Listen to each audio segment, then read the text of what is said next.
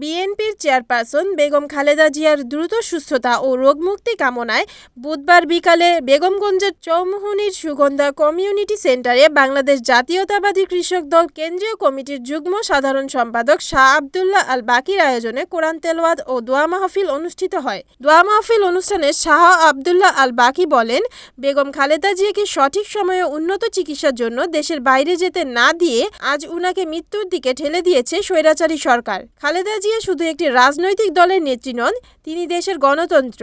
আমরা তার দ্রুত আরোগ্যের জন্য আল্লাহর কাছে দোয়া করব।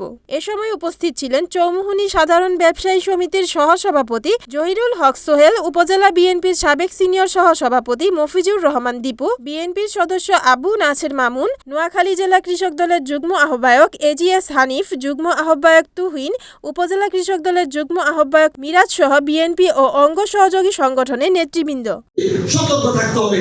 আমি মনে করি বাংলাদেশের প্রত্যেকটি মানুষের জ্ঞান রয়েছে, প্রত্যেকটি মানুষের বুদ্ধি রয়েছে, তাদের সকলের চিন্তা ভাবনার উপরে আগামী দিনের পরিচ্ছন্ন একটি দেশে স্বাধীনভাবে আমরা ভোট দিতে পারবো এবং সেই ভোটের মাধ্যমে আমার নেত্রীর দল, আমার প্রতীক, স্বাধীনতা সার্বভৌমত্বের প্রতীক দাঁড়িয়ে শীষের পক্ষে আমাদের রায় আসবে ইনশাআল্লাহ।